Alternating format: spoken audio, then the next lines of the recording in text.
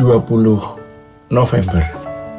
Shalom Bapak Ibu yang terkasih di dalam Tuhan.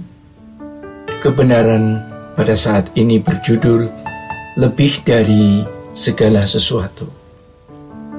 Segala keindahan dan kebaikan alam semesta ini tentu tidak akan dapat menandingi Allah yang menciptakannya. Tetapi kenyataannya, keindahan Tuhan hanya bisa dihayati oleh orang-orang yang benar-benar telah melepaskan dirinya dari kesenangan apapun, dari percintaan dunia ini. Jadi, pengertian, pengetahuan, dan persetujuan kita belum pasti membuat kita benar-benar mengalami, menikmati, dan menghayati keindahan Tuhan itu. Sebab keindahan Tuhan hanya dapat dinikmati oleh mereka yang benar-benar menjadikan Tuhan sebagai satu-satunya kebahagiaan dan tujuan hidup. Dan sejatinya, ini tidak cukup direspon dengan kata amin, tetapi harus benar-benar kita alami. Walaupun dari muda kita berkata, "Kaulah segalanya dalam hidup ini," tetapi faktanya kita tidak benar-benar menjadikan Yesus segalanya. Ini ironis ya.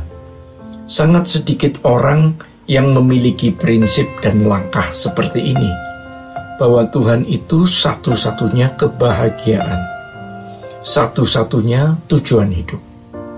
Pada umumnya dan hampir semua orang telah terikat oleh percintaan dunia, terikat oleh kesenangan dunia dan berbagai hal yang menurut dirinya membuat ia bahagia dan lengkap. Ini yang harus kita waspadai. Ketika kita memuaskan satu kesenangan, kita menumbuhkan satu monster. 2 kesenangan, 2 monster. 3 kesenangan, 3 monster.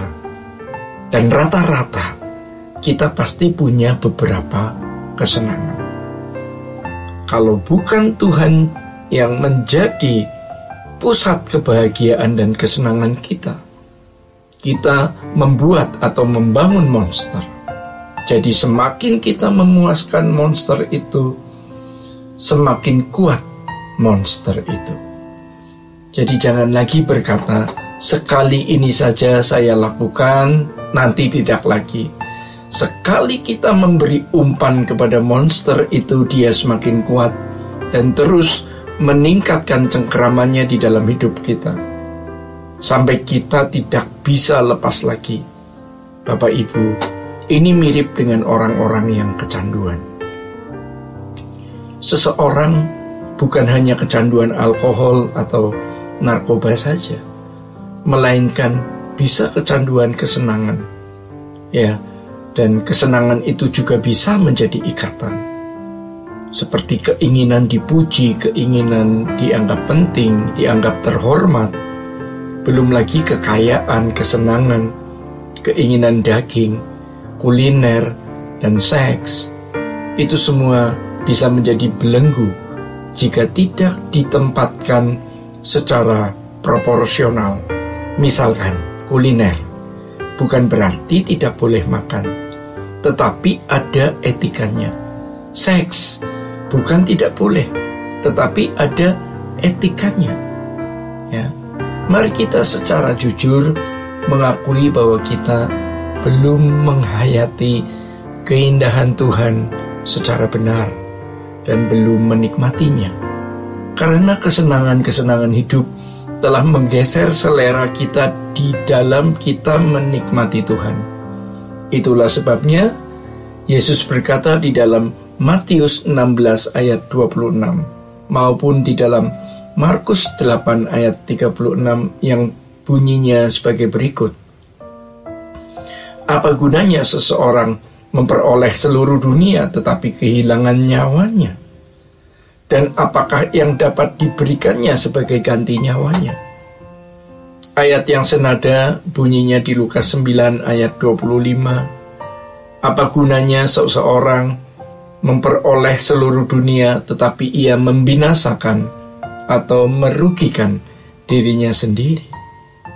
Ayat-ayat ini secara tidak langsung mengemukakan bahwa lebih dari segala sesuatu yang dapat kita peroleh dan dapat kita miliki di dunia ini, tidak terpisah dari Allah adalah satu-satunya yang dibutuhkan oleh manusia.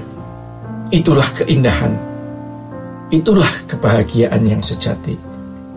Bapak Ibu, lebih dari segala sesuatu yang dapat kita peroleh dan miliki di dunia ini, tetapi tetap ada dalam persekutuan yang intim dengan Allah adalah satu-satunya yang kita butuhkan. Jangan sampai kita terpisah dari Allah. Ini bukan hanya menyangkut berkat jasmani, ya. Bahkan berkat jasmani bagi umat perjanjian baru sudah tidak mendapat tempat lagi. Di atas segalanya yang penting adalah kita memiliki Tuhan, memiliki keintiman dengan Tuhan. Tetapi kita tidak bisa memiliki Tuhan kalau tidak memiliki Dia sepenuhnya. Namun banyak orang mau memiliki Tuhan, ya, terutama berkat-Nya, ya, tetapi tidak bersedia dimiliki oleh Tuhan. Itu adalah sikap semena-mena terhadap Tuhan. Kita akan memiliki Tuhan, memiliki berkat-Nya, memiliki tenaganya, mengalami perlindungan, penjagaannya jika kita mau dimiliki oleh Tuhan sepenuhnya.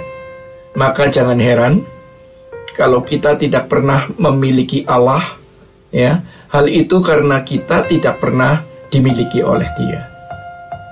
Terhadap dewa, ilah, Allah yang disembah, orang mau memanfaatkan, mau melakukan manipulatif, oportunis, seakan memang Allah diadakan untuk dirinya. Itu salah. Sekali lagi, itu salah. Bukan Dia ada untuk kita, melainkan kita ada untuk Dia. Jangan terbalik. Tidak memiliki Allah artinya kematian, kehilangan nyawa. Kematian di sini pasti maksudnya bukan hanya kematian jasmani, melainkan kematian kedua, yaitu lautan atau danau api. Keterpisahan dengan Allah adalah kematian kekal. Dan kita harus memandang ini sebagai satu-satunya ancaman dalam hidup. Tidak ada yang boleh dianggap sebagai suatu ancaman dalam realitas hidup ini selain terpisah dari Allah. Jadi kalau orang menganggap ada ancaman lain selain dari Allah, tidak mungkin dia sepenuh hati memberikan hidupnya kepada Tuhan. Tidak mungkin, ya. Dia pasti masih menyisakan sesuatu untuk yang dia takuti. Bapak Ibu yang terkasih di dalam Tuhan, demikian kebenaran pada saat ini. Tuhan Yesus memberkati. Sola Gracia.